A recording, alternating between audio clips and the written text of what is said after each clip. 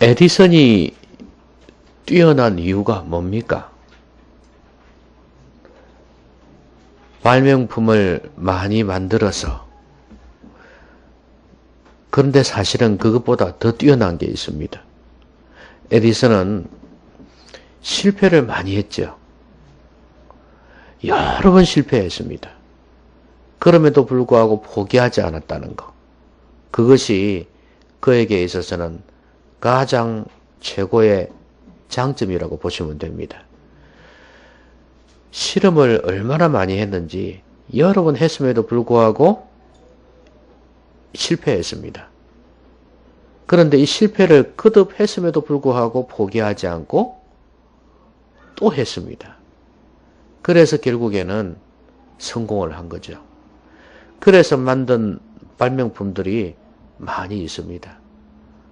우리가 지금 이렇게 환하게 불 가운데에서 예배를 드릴 수 있는 것도 그의 덕분 아니겠습니까?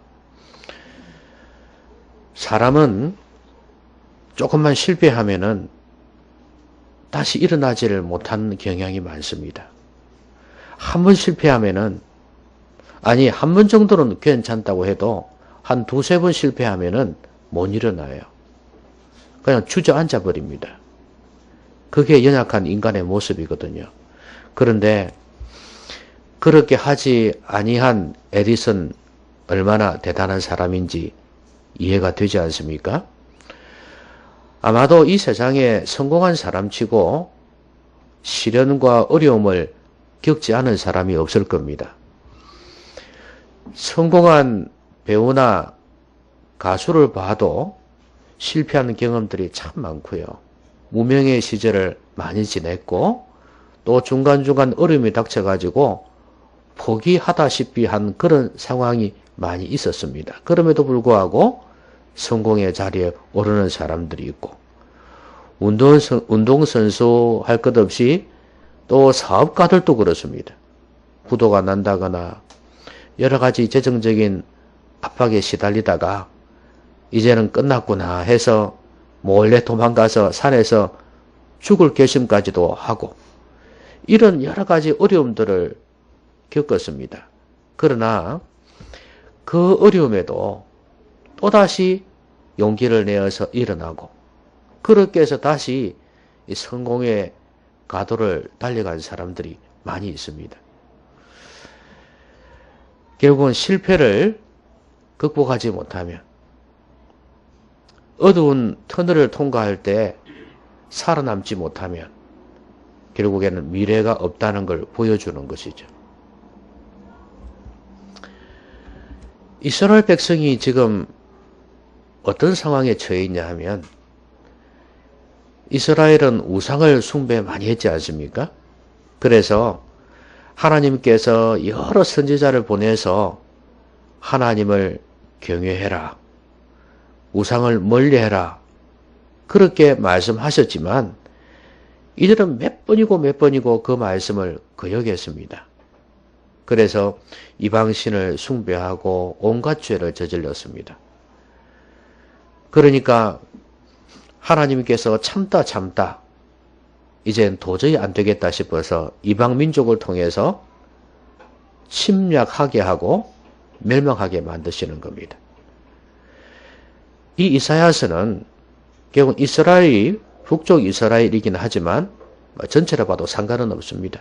이스라엘이 결국은 하나님 앞에서 멸망당할 것을 예언을 하고 있고 동시에 하나님께서 영원히 내버려 두지 아니하시고 일으켜 주신다는 것, 회복하신다는 것을 약속하시는 말씀입니다. 오늘 우리가 읽은 본문은 뒷부분이에요. 그러니까 하나님께서 약속하시는 거죠. 그러면 이때까지 이제 하나님의 심판을 통해서 적국의 침략을 받고 황폐화가 됩니다. 저는 6.25를 안 겪어봤지만 사진으로 영상으로 보면 얼마나 처참했는가를 알 수 있지 않겠습니까? 그렇게 황폐화가 되어져 버린다 그 말이죠. 자, 이런 상황 속에서 이스라엘 백성들의 마음이 어떠하냐 하면 이제는 소망 없다는 생각을 가지는 거예요. 왜냐하면 실패도 이런 실패가 없거든요. 우상을 숭배하고 죄짓고 살다가 전능하신 하나님의 심판을 당했단 말이에요. 그래서 지금 나라도 잃고 황폐화된 이런 모습을 갖게 되었단 말이죠. 여러분, 실패 중에도 이런 실패가 없지 않겠습니까? 완전히 끝났다고 생각하는 거죠. 더 이상 소망이 없다 생각할 거예요. 일제시대 때 왜 일본 앞잡이들이 많았습니까? 금방 일본이 물러가고 우리나라가 회복될 것 같으면야 누가 일본 앞잡이를 했겠습니까? 10년이 가도 20년이 가도 나라가 회복될 기미가 안 보이니까 이제 끝났다 생각한 거 아니겠어요? 그래서 이러다간 집안이 몰살 되겠다. 안 되겠다. 그래서 친일 앞잡이로 나서게 되는 거 아니겠습니까?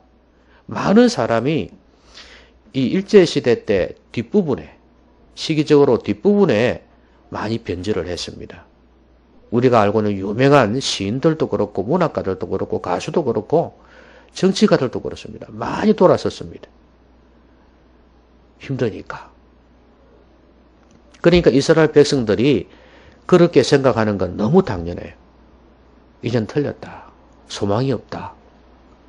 이렇게 생각할 때 하나님께서 이사야를 통해서 주시는 메시지가 오늘 본문의 말씀이에요.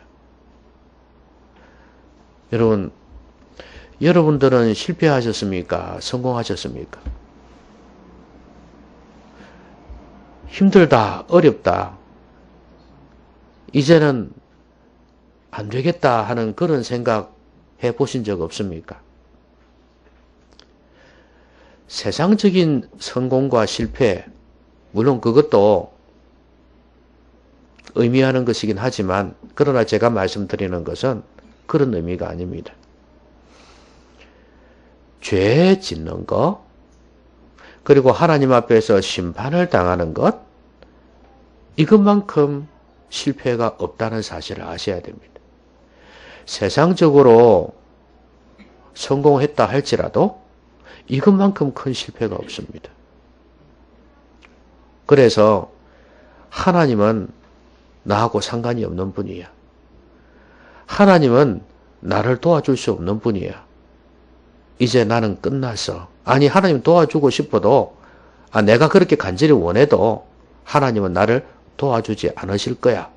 이런 생각을 하고 있지 않나 그 말이죠. 지금 이스라엘 백성들은 그렇게 말합니다. 야곱아, 어찌하여 내가 말하며 이스라엘아, 내가 이르기를 내 길은 여호와께 숨겨졌으며 내 송사는 내 하나님에게서 벗어난다 하느냐. 여기 야곱이나 이스라엘은 같은 겁니다. 이스라엘의 별명이죠. 야곱의 새로운 이름입니다.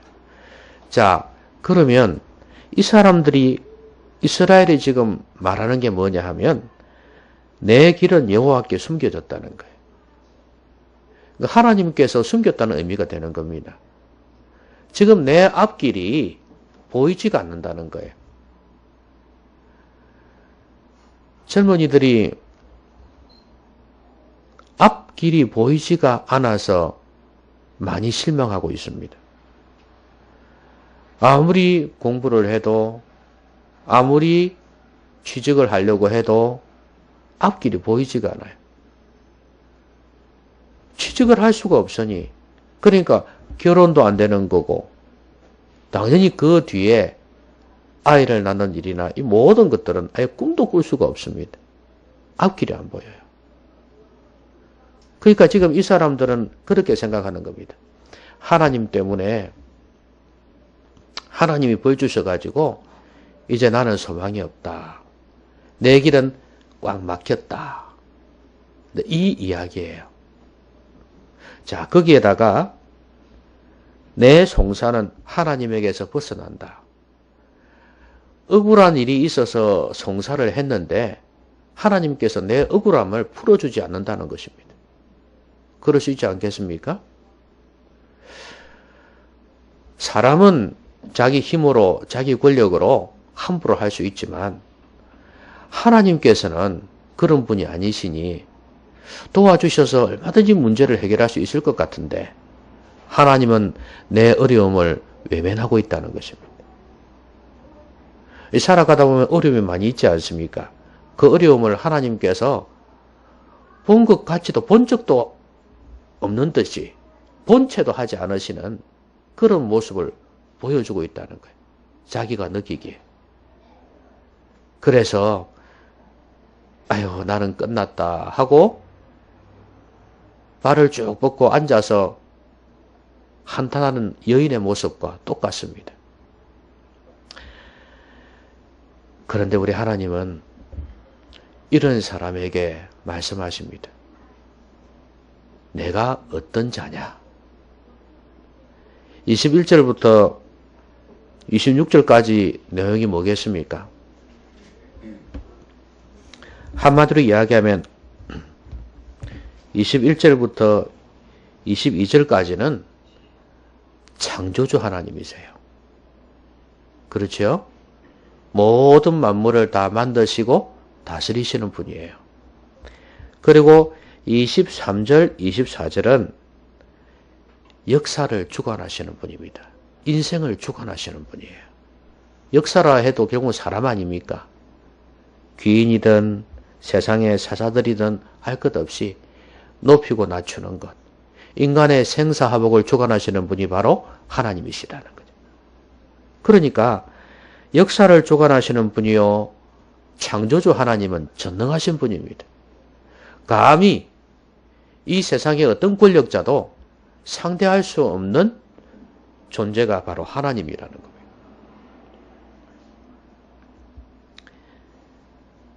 내가 이런 하나님인데 너희들은 하나님께로부터 아무 도움을 받지 못한다고 생각하느냐? 그렇게 말씀을 하시는 겁니다. 그러면서 28절에서 또 말씀하십니다. 너는 알지 못하였느냐? 듣지 못하였느냐? 영원하신 하나님 여호와 땅끝까지 창조하신 이는 피곤하지 않으시며 곤배하지 않으시며 명철이 한이 없으시며. 여러분 피곤하지 않다는 것, 곤배하지 않다는 것, 명철에 한이 없다는 것은 인간하고 다르다는 이야기입니다. 인간은 피곤해질 수 있고 곤배할 수 있고 명철이 한계가 있을 수 있습니다. 지혜가 말이죠. 그러나 우리 하나님은 이런 인간하고 다르다는 겁니다. 또다시 말씀하는 거죠. 창조주 하나님이시고 역사의 주관자이신 하나님께서 인간하고 다를 수밖에 없다는 거예요. 이런 하나님이다 이거예요. 그런데 너희들 알지 못했냐? 듣지 못했냐? 이 말씀이거든요. 여러분 들었겠습니까? 안 들었겠습니까? 이스라엘 백성들은 아마 수없이 들었을 것입니다. 그런데도 하나님을 지금 믿지 못하고 있습니다. 왜냐하면 원래부터가 하나님을 신뢰하지 못했고 우상을 신뢰했기 때문에, 그래서 하나님이 싫어하는 짓을 많이 했기 때문에 그렇습니다. 그러니까 지금 이들이 이 어려움 중에서 다시 회복할 수 있는 가능성이 있으려면 믿음이 회복되어져야 되는데, 옛날에 주워 들은 거는 많아요. 그런데 내면적인 신앙이 없다 그 말입니다. 그래서 결국은 이들이 낙심하고 한탄하면서 다시 일어날 기미가 보이지 않는 겁니다. 그야말로 포기한 상태입니다. 요새 수학을 포기한 사람을 수포자라 그러잖아요. 하나님을 포기한 사람이 하포자입니다. 하포자가 많아요. 하포자가. 왜냐하면 더 이상 하나님은 나하고 상관이 없다. 하나님은 나를 더 이상 어떻게 해줄 수 있는 존재가 아니라고 생각하는 겁니다. 여러분들 솔직하게 한번 생각해 보십시오. 하나님은 여러분에게 어떤 존재입니까? 여러분의 어려움들을 외면하실 수도 있고, 오늘 말씀처럼 앞길이 꽉 막혀가지고 도무지 회복될 기미가 보이지 않습니다. 자기 딴에는 그러겠죠. 나도 나름대로 애를 썼다. 하나님 잘 믿어보려고 애를 썼다. 온갖 핑계를 갖다 댈 수는 있겠죠. 그러나 하나님은 아신다 그 말이에요. 이스라엘 백성은 그들의 말하고는 달랐습니다. 그들의 말은 그랬습니다. 어려움 당하면 아이고 하나님 하고 돌아오는데 또 조금만 편해지면 온갖 죄를 저질렀지 않습니까? 우리도 그럴 수 있어요. 우리가 알고 있는 하나님, 우리에겐 어떤 의미가 있냐 이 말이죠. 여러분 지금 여기에서 초신자라고 할지라도 하나님에 대해서는 어느 정도 알 것입니다. 들어서 알고 있습니다. 그런데 그 알고 있는 하나님이 나에게는 뭐냐 이겁니다. 이때까지 신앙생활하면서 들어온 하나님인데 실제 내 삶에서는 어떤 도움을 주느냐는 거예요. 내가 힘들고 어려울 때 도대체 하나님은 나에게 어떤 존재냐는 겁니다. 여러분 이 문제 해결 못하면 평생을 가도 여러분의 신앙은 헛된 신앙이 될 것입니다. 심각하게 받아들이셔야 됩니다. 내가 지금 들어서 알고 있는 하나님, 나에게는 어떤 존재냐? 이 답을 여러분이 하셔야 됩니다. 하나님께서 내 앞길을 여시는 것을 체험해야 되고 하나님께서 나를 일으켜 세우시는, 회복시키시는 것을 체험해야 합니다. 그러지 아니하면 이것이 평생 갈 수 있다는 사실을 아셔야 됩니다.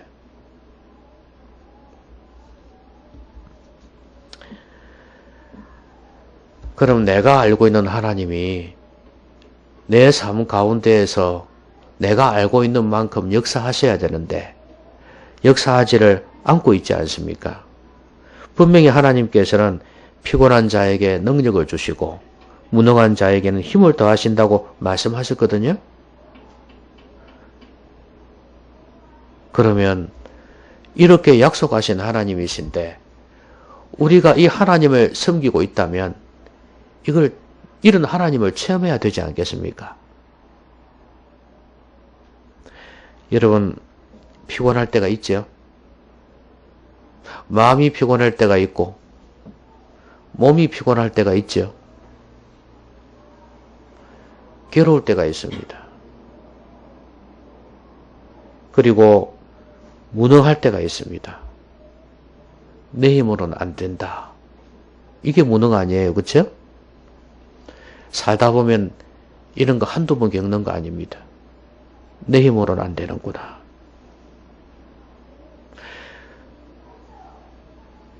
그런 우리에게 하나님께서 능력을 주시고 힘을 더하신다고 말씀합니다. 하나님께서 명철을 주신다고 말씀해요. 어떻게 하면 이런 은혜를 누릴 수가 있을까요? 어떻게 하면 하나님께서 주시는 이런 호사를 누릴 수가 있을까요? 하나님이 내 삶에 개입하시도록 해야 안 되겠습니까? 오늘 본문 마지막 절에서 그 비결을 말씀합니다. 같이 읽어볼까요? 오직 여호와를 앙망하는 자는 새 힘을 얻으리니 독수리가 날개치며 올라감 같을 것이요 다른 박질하여도 곤비하지 아니하겠고 걸어가도 피곤하지 아니하리로다 그랬습니다. 어떤 자에게요? 하나님을 앙망하는 자에게. 앙망이란 단어는 우르를 앙자입니다. 높이 우르르 보는 겁니다. 그리고 바라는 것입니다. 앙망한다는 것은 전적으로 하나님만을 바라보는 겁니다. 당신 없이는 내가 살 수 없다는 그런 심정이 있지 않습니까? 사람이든 짐승이든 할 것 없이 새끼들은 그 성체라든지 부모가 없이는 살 수가 없습니다. 100% 전적으로 부모를 의지하고 성체를 의지합니다. 그런 심정으로 우리 하나님을 의지하는 것이 앙망이에요. 마음을 다해서 전심으로 하나님의 능력을 구하는 것입니다. 하나님께서 이렇게 말씀하셨습니다. 하나님께서는 전심으로 나를 찾는 자에게 내가 능력을 베풀겠다. 이렇게 약속하셨습니다. 여러분, 곤비할 때, 피곤할 때, 지혜가 부족할 때 얼마나 하나님을 전심으로 의지해 보셨습니까? 이스라엘 백성들처럼 근성으로 그냥 지나치지는 않았는지, 정말 하나님을 이렇게 신뢰하면서 전적으로 하나님을 의지하면서 기도해 보셨냐 이 말이에요. 예레미야서에 이런 말씀이 있습니다. 33장에 너는 내게 부르짖으라. 내가 내게 응답하겠고 내가 알지 못하는 크고 비밀한 일을 내게 보이리라. 지금 예레미야가 어디에 갇혀 있냐 하면 시위대 뜰에 갇혀 있습니다. 감옥도 그렇게 깊은 감옥이 없어요. 이거는 중죄인들이 들어가는 곳입니다. 북한으로 치면 반동분자 아시겠습니까? 정치범 수용소 그렇게 보시면 됩니다. 그런 시위대 뜰 아니라 했지만 장소는 수용소하고 다르지만 그 정도로 중죄인들이 들어가는 곳입니다. 거기에 들어간 예레미야에게 하나님께서 말씀하세요. 크고 비밀한 일을 내게 보이리라.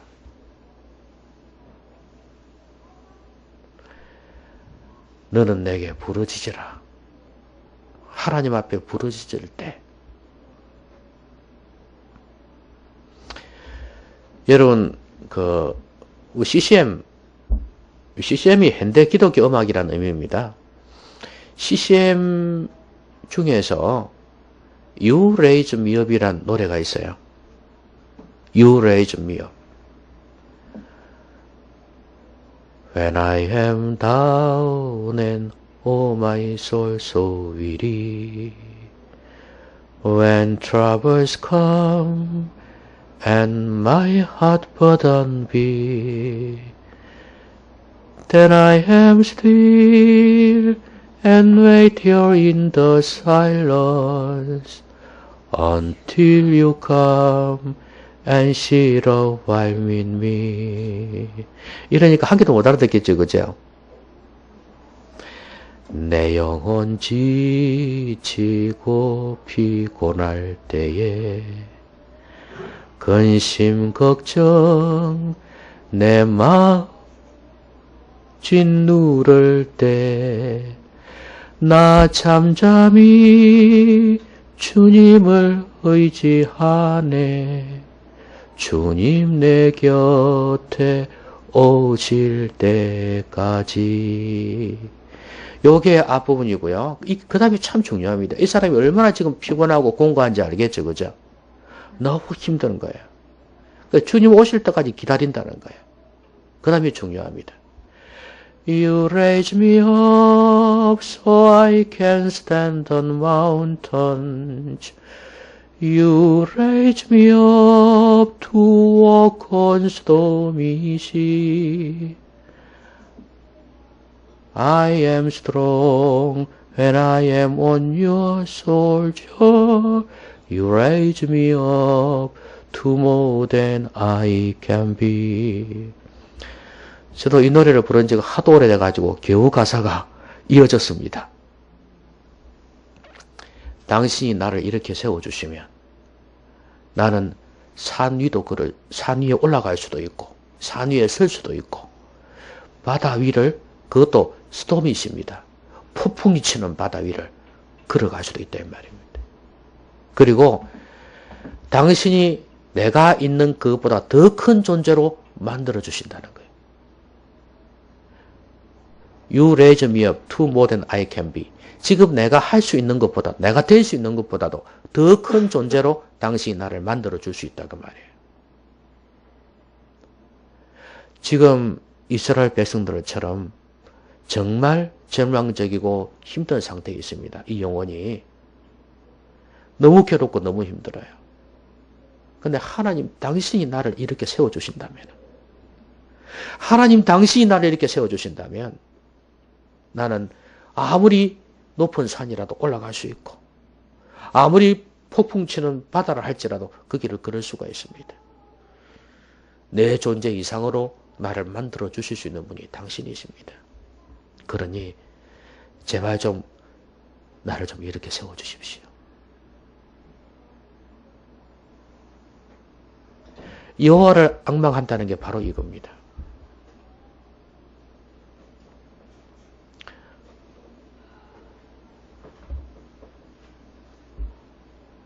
아까 가사가 떴던가요? 안 떴습니까?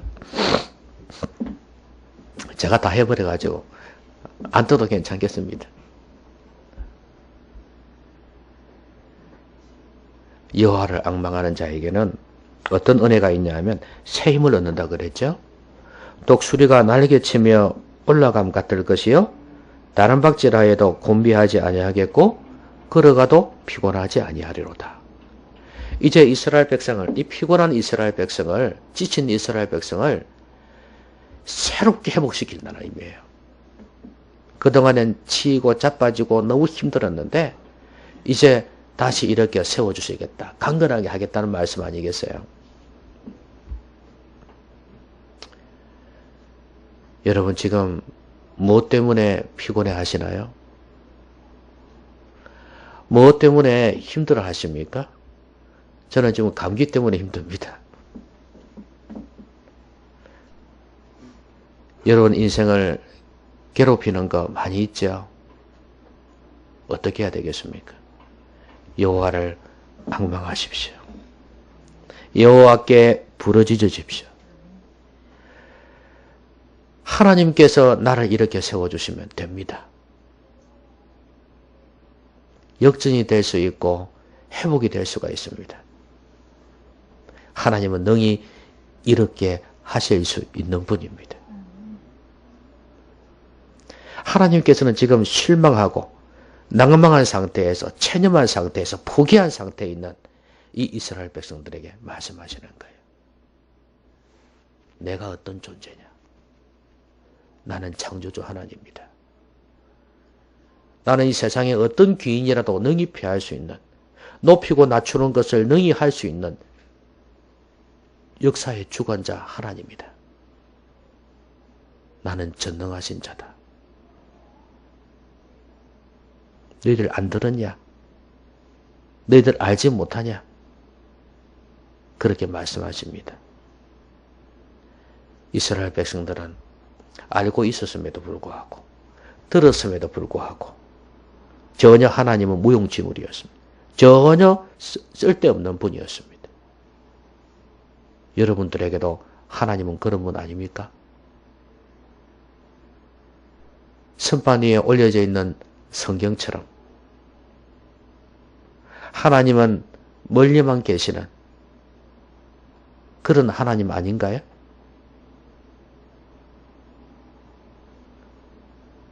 여러분이 어려울 때가 기회입니다. 여러분이 어려울 때가 기회라고요. 하나님을 앙망하십시오. 하나님께 부르짖으십시오. 그래서 하나님께서 여러분들을 일으켜 세워주는 놀라운 은혜와 능력을 체험하시기를 주의 이름으로 기원합니다. 기도하십시다. 오늘 말씀 생각하면서 같이 한번 기도하겠습니다.